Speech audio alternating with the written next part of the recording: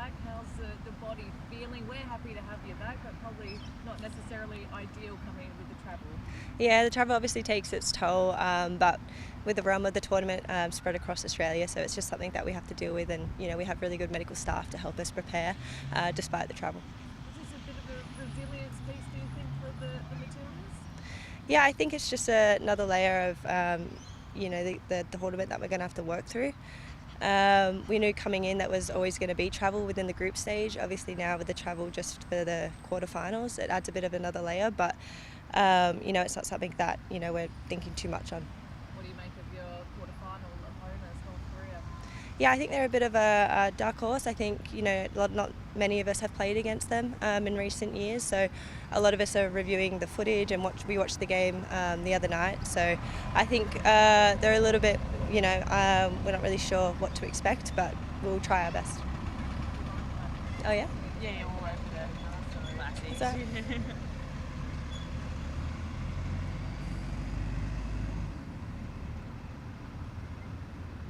do you want to ask that one again? Yeah. Just general reflections on Yeah. the game, I guess. A draw, not quite the win. How do you guys kind of reflect on that? Yeah, I think obviously we'd love to win the game against South Korea, but I think in terms of coming back and scoring the equaliser, it shows our character and our never say die attitude. We'll look at that and reflect and obviously try to build for the next game against North Korea. Obviously, a very complex situation that's developed overnight. 5 of the Iranian players have been offered asylum. For you, I guess, as a player, how do you kind of, feel and marry up about playing sport and then also the political side of things? Are you happy to sort of see them have that asylum? Yeah, my thoughts are with obviously the team and the girls who have, decided that they would like to seek asylum. Obviously, it's a really complex situation, but it's great. Obviously, that football and the growth of the women's game can shed light on these issues. And I think at the end of the day, it's paramount just their health and well-being is protected. Obviously, you guys shared a hotel with the team on the Gold Coast. What are your sort of reflections of that time? Was there anything you saw to suggest that they might be in a bit of danger, or sort of any areas you were told not to go? Or? Nothing of that light. We didn't really have much crossover with the team naturally, kind of in the hotel. So I can't really speak from my experience in the hotel about the conditions there. Obviously, you guys swapped jumpers with the team and were really supportive of them on the pitch. But is there anything you feel like the team, Matilda's team, can do to support them now? I think obviously just the trust in the AFC and the government to help protect their well-being and their safety is what we as a team can do at the moment. Like you said, we've swapped jerseys with them, and I think at the moment that's all we can do right now. Going back to your opponent, describe them as a dark horse. How hard is it to analyse a team where you don't really see them in action much at all? Yeah, I think it's just about relying on obviously footage and obviously seeing them throughout this tournament. They're a physical team, and I think we'll obviously in the next couple of days of training here be able to try and piece together how we're going to approach the game. Yep. What about the pressure now? I mean, quarterfinal stage, home tournament. How is everyone feeling in that aspect? Yeah, I think obviously a lot of this group was at the World Cup and we felt that pressure before. So I think it's just using that pressure as fuel and not letting it control us. How's Rasso with concussion? What sort of chance do you think she is playing? I think with every concussion it's so different from person to person. Obviously there's protocol in place and she's working with the medical team to try and get back within line with her protocol. And how's she feeling? Yeah, she travels with the team. She's around the team, so I think day by day, we'll take it step by step. And Sam Kerr, 2 goals already. What have you seen from her? Yeah, Sam, scoring goals, it's what Sam does. So it's good to see her on the score sheet, and she's a leader in this team. And if she's firing on all cylinders, it's the best for everyone. And Nevin had a bit of a tough night the other night.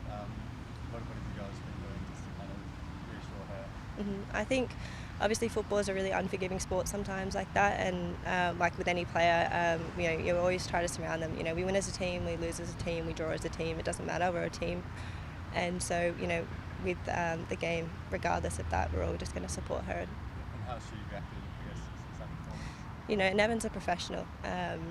Obviously there'll be moments, even myself in games, you wish you could take back or change, but I think the biggest thing is focusing on the next game and trying your best with the next opportunity. Obviously Steph as well, due to suffer a concussion as well. I believe she hasn't travelled with the team. Do you know anything more about how she's feeling? Yeah, so with obviously concussions, like different protocols for different people, and Steph will be coming into camp. What day, I'm not too sure. It's at with the medical team, but with her own protocol, it would just depend basically how she is. Joe mentioned post-game after the South Korea game that you felt you guys lost control of that match. When you've reflected on that match and maybe analysed it, as a midfield grouping, how do you feel like maybe you guys could have tackled that scenario a bit differently? Yeah, I agree with Joe. Obviously there's moments there where I think we had control and definitely moments where we didn't. It just comes down to game management and controlling the flow and tempo. So I think going obviously into the next game, it's about understanding when it's times to kind of maybe force and go forward, and when it's times to control the tempo and slow it down. It's something that we'll learn on, and it's good to learn those lessons in the group stage, because obviously now every game counts and you don't get a second chance. Yeah, you guys definitely did go a bit more direct when you were chasing the game. Did Joe speak about that, and was he happy with how direct he went? Did he want you to maybe give you the ball a bit more? What was his kind of feedback around that? I think obviously going into the game we wanted to top the group, we wanted to win. So after we went down, obviously it was the sole focus was to score that goal, and hence why I think we were a bit more direct in that phase. But I think going into this game, obviously we still want to win, but we want to have more control. Just last one, just on Steph, if she does have that concussion and doesn't play, I guess how do you sort of compensate the loss of such an experienced player, particularly in a high pressure environment? Obviously it's challenging to lose any player in a tournament if that's what happens. But regardless of that, we have a few days of training now, and everyone here is obviously playing football at such a high level, and the team is one that's a culture of support, and regardless of whoever may or may not have to step in, that they'll know that they'll feel support and feel confident to do the job. And each sport and each competition has different concussion protocols. How long do you have to be out for? I actually don't know the specifics of how many days, so I think that's a question for the medical team, and I'm not going to guess because I actually don't know. Great. Thanks, everybody. Thank you. Thanks.